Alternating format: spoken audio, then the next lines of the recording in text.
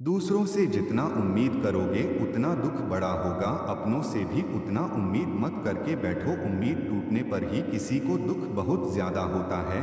जब शरीर में मन, नेत्र, श्रोत और आत्मा आहत होते हैं तो दुख का एहसास होता है। मन किसी चीज की जिज्ञासा करता है और वो चीज पूर्ण नहीं होती है तो मन को दुख का एहसास हो जाता है। जब मन दुखी होता है तो शरीर दुखी हो जाता है। शरीर दुखी होता है तो हमारी चेतना दुखी होती है और चेतना का संबंध अंतःकरण के साथ होता है। दुख एक ऐसा शब्द है जिससे सभी प्राणी दूर भागने की कोशिश करते हैं। दुख 84 लाख योनियों में किसी को भी बर्दाश्त नहीं है। दुख लेना कोई नहीं चाहता है। यह दुख एक मच्छर से लेकर हाथी तक को होता है। दुख शब्द भावना के साथ जुड़ा होता है। दुख और दर्द में भिन्नता होती है। दर्द बुद्धि के साथ जुड़ा होता है।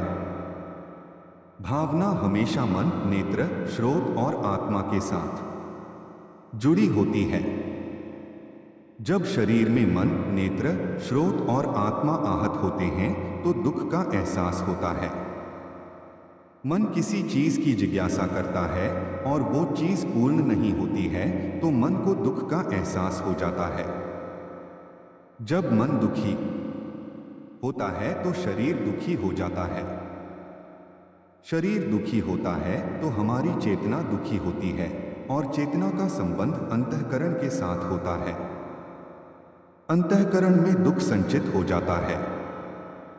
इसी प्रकार नेत्र जब किसी अशुभ दुर्घटना को देखते हैं या अशुभ चित्र को देखते हैं तो मन दुखी हो जाता है। नेत्र उस चित्र को अंतःकरण को भेज देते हैं जिसके कारण दुख का एहसास होता है। जैसे आप फिल्म में कोई अशुभ सीन देखते हैं तो मन दुखी हो जाता है। इसी प्रकार जब कान किसी अप्रिय शब्द को सुनते हैं तो वो शब्द मन को दुखी करता है और मन उस शब्द को अंतःकरण को भेज देता है जिसके कारण दुख का एहसास होता है। इसी प्रकार आत्मा जायज और नाजायज दुख का एहसास करती है।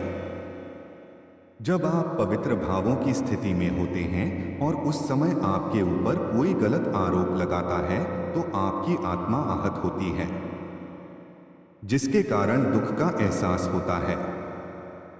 जब 5 इंद्रियां और 5 कर्मेंद्रियों की इच्छाएं पूर्ण नहीं होती हैं तो दुख की उत्पत्ति होती है।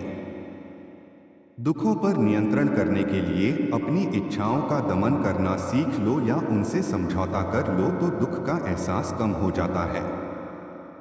जब दुख का एहसास कम होगा तो शरीर भी निरोगी और स्वस्थ रहेगा।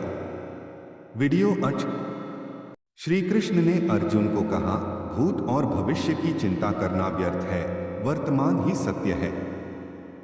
जब असमंजस की स्थिति में रहो और कुछ समझ ना आए तो सब परमात्मा पर छोड़ दो और बस अपना कर्म करो। परिस्थितियां कितनी भी बुरी क्यों न हो, यही सोचो कि समय सबसे बड़ा बलवान है। अच्छा हो या बुरा, बीत जाएगा।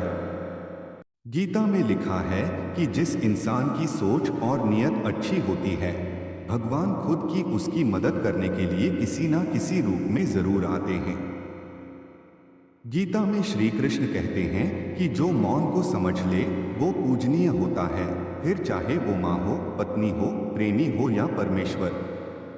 श्री कृष्ण का कहना है कि मनुष्य को अपने कर्मों के संभावित परिणामों से प्राप्त होने वाली विजय या पराजय, लाभ या हानि, प्रसन्नता या दुख इत्यादि के बारे में सोचकर चिंता से ग्रसित नहीं होना चाहिए।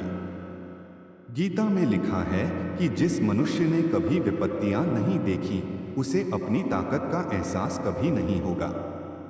विपत्तियां हर मनुष्य को अंदर से मजबूत बनाती हैं।